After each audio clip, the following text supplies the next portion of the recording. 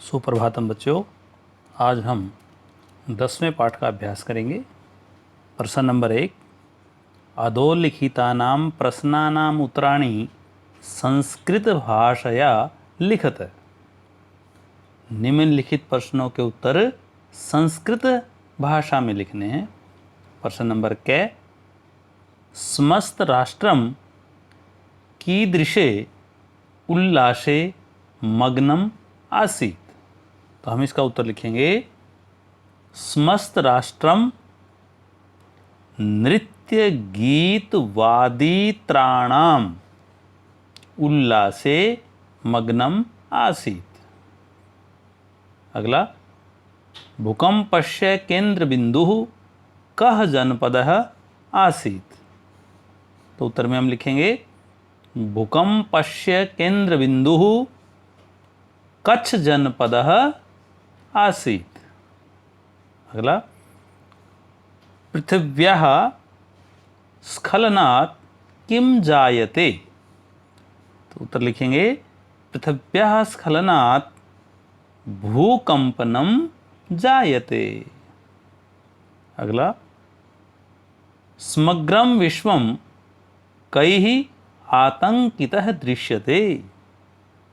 तो उत्तर में लिखेंगे, समग्रं विश्वं भूकंपै आतंकितः दृश्यते। आगे, केषां विस्फोटैरपि भूकंपो जायते। तो उत्तर में लिखेंगे, ज्वालामुख पर्वतानां विस्फोटैरपि भूकंपो जायते। आगे, कीदृशानि भवनानि धराशायिनी जायन्ते। उत्तर में लिखेंगे, बहुभूमिकानि भवनानि धराशायिनी जायन्ते। आगे चलिए, प्रश्न नंबर 2, स्थूल पदानि आधृत्य प्रश्न निर्माणम कुरुत। स्थूल पद को आधार मानकर प्रश्न निर्माण कीजिए। क भाग, भूकंप विभीषिका विशेषेण कच्छ जनपदम ध्वंसावशेषेषु परिवर्तितवती। तो इसमें जो स्थूल अक्षर है वो है ध्वंसा अवशेषेषु, तो इसकी जगह आएगा केषु।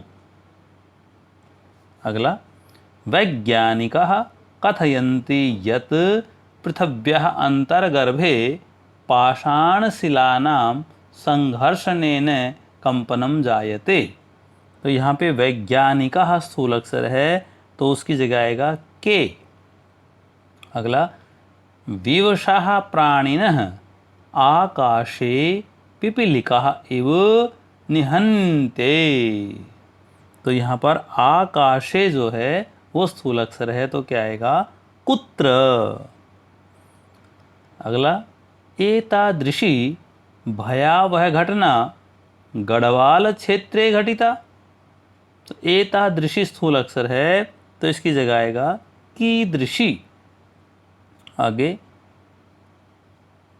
तदिदानीं भूकंप कारणम विचारणीयम तिष्ठति। तो यहाँ पर भूकंप कारणम ये स्थूल अक्षर है तो इसकी जगह हम लिखेंगे किम। आगे चलिए, प्रश्न नंबर 3, भूकंप विषये पंचवाक्यमितम अनुच्छेदम लिखत। भूकंप के विषय पर 5 वाक्यों में हमें एक छोटा सा अनुच्छेद लिखना है। चलिए लिखिए। पहली लाइन लिखिए, भूमिकंपनम एव भूकंपः उच्यते। अगली लाइन, पृथिव्याः अन्तर्गर्भे पाषाणशिलानां संघर्षणेन भूकंपनम जायते। अगली लाइन लिखिए, ज्वालामुख पर्वतानां विस्फोटैरपि भूकंपो जायते। अगली लाइन, यस्मिन् क्षेत्रे भूकंपे जायते तत्र जनजीवनस्य भौतिक संपत्तेश्च महती हानिः भवति। अगली लाइन, भूकंपः प्राकृतिक आपदा वर्तते, अतः प्रकृतेः संतुलनेन एव अस्य उपायः संभवति। अगला प्रश्न, प्रश्न नंबर 4, कोष्ठकेषु दत्तेषु धातुषु निर्देशानुसारं परिवर्तनं विधाय रिक्तस्थानानि पूरयत। कोष्ठक में दी गई धातुओं में निर्देश के अनुसार परिवर्तन करके रिक्त स्थान पूरा कीजिए। पहला पढ़िए, समग्रम भारतम उल्लासे मग्नः। आगे रिक्त स्थान आ गया है, अश धातु का लट लकार में रूप बना के लिखना है तो आएगा अस्ति।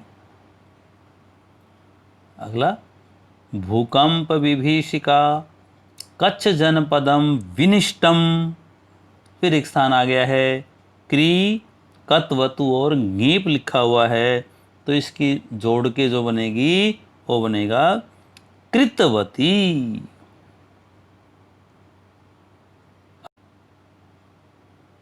क्षणेनैव प्राणिनः गृहविहीनः भूधातु लंग लकार प्रथम पुरुष बहुवचन में आएगा अभवन।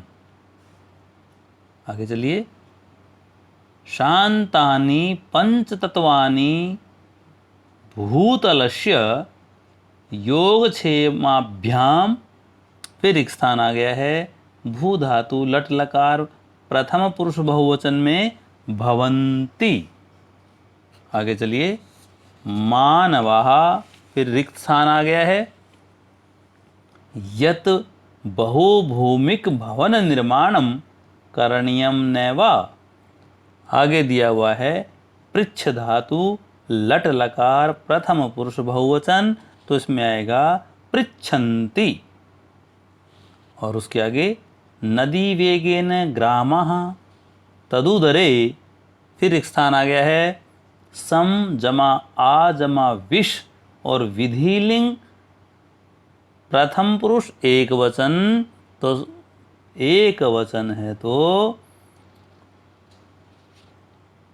समाविशेत।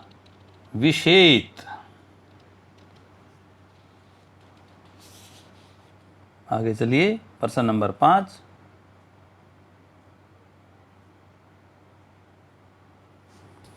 संधि संधि विच्छेदम च कुरुत। जहाँ पर विच्छेद दिया हुआ है वहाँ पर हमें संधि करनी है और जहाँ पर संधि दी हुई है वहाँ हमें उसका विच्छेद करना है। तो पहला दिया हुआ है किंच, तो इसका हमें विच्छेद करना है तो क्या आएगा, किम जमा च। किम का मैं हलंत होगा। आगे चलिए, नगरम तु।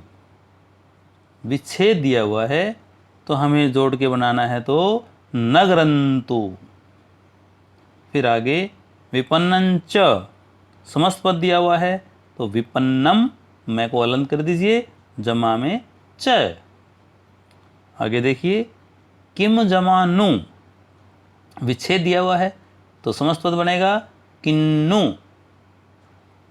आगे, भुजनगरंतु।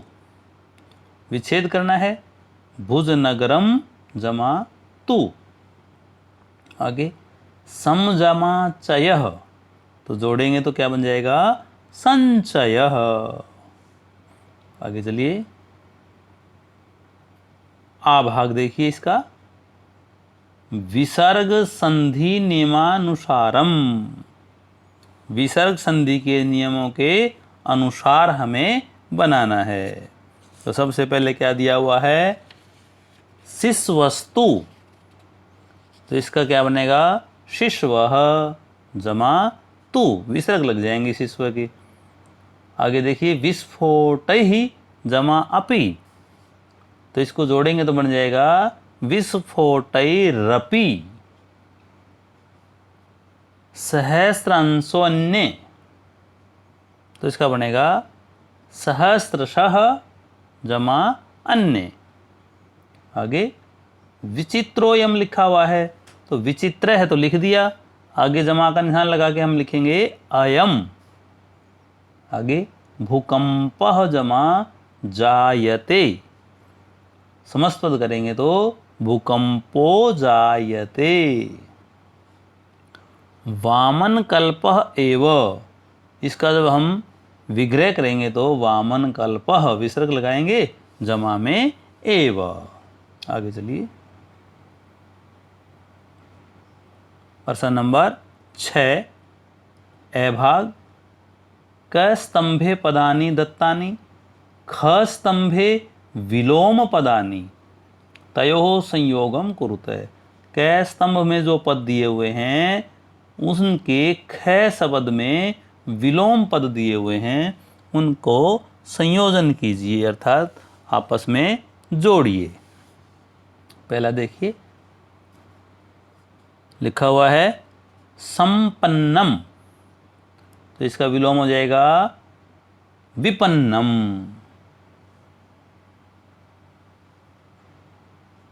ये इसका विलोम हो गया है विपन्नम। आगे ध्वस्त भवनेषु, तो इसका विलोम हो जाएगा नवनिर्मित भवनेषु। आगे निसृंतिभिः, तो इसका हो जाएगा प्रविशन्तिभिः। आगे निर्माय, तो इसका है विनाशाय। और आगे है क्षणेनैव, तो इसका जो बचा हुआ है सुचिरे नैव। इस प्रकार ये विलोम पद जुड़ गए हैं। आगे चलिए, आ भाग, क स्तंभे पदानि दत्तानि, ख स्तंभे समानार्थक पदानि तयो संयोगम कुरुते। ए भाग में तो विलोम थे और आ भाग में समानार्थक शब्द हैं, तो उसी प्रकार इनका संयोजन करना है। पहला देखिए, प्रियाकुलम, तो प्रियाकुलम का व्याकुलम। अगला विशीर्णः, विशीर्णा का नष्टा। उद्गीरन्तः, तो इसका आएगा परकटयन्तः। विदार्य, तो आएगा संत्रोट्य। और अगला है प्रकुपिताम, तो क्या है? क्रोध युक्ताम। आगे चलिए, प्रश्न नंबर 7, ए भाग, उदाहरणम अनुसृत्य प्रकृति प्रत्ययोः विभागम कुरुते। उदाहरण के अनुसार प्रकृति प्रत्यय का विभाग करना है। यथा माने जैसे करके दिखाया है, परिवर्तितवती, परि जमा वृत्त जमा कत्वतु जमा ङीप। हमें आगे करना है। पहला देखिए, धृतवान, धृतवान, तो हम इसका बनाएंगे ध्री और जमा में कत्वतु। अगला हसन, हश जमा में स्त्री प्रत्यय। उसके बाद अगला देखिए विशीर्णा, वी जमा स्त्री जमा कत और आगे रिक्त स्थान है तो उसमें आएगा टाप और वो स्त्रीलिंग प्रत्यय है, टाप आएगा। उसके बाद अगला प्रचलंती, प्र जमा चल, चल का हलंत हो जाएगा, आगे स्त्री और गीप दिया हुआ है। हतः, हन, हन का नए हलंत जमा में कता, तो ये हो गया हतः। आगे चलिए आभाग। पाठात विचित्य समस्त पदानि लिखत, पाठ से चुनकर समस्त पद लिखने हैं। लिखिए महत चैतत कंपनम, तो क्या लिखेंगे महत कंपनम। अगला दारुणा चैसा विभीषिका, दारुण विभीषिका। आगे ध्वस्तेषु चैतेषु भवनेषु, तो बनेगा ध्वस्त भवनेषु।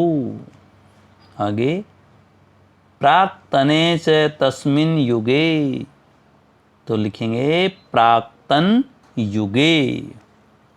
महत चैतत राष्ट्रम तस्मिन्, तो लिखेंगे महाराष्ट्रे।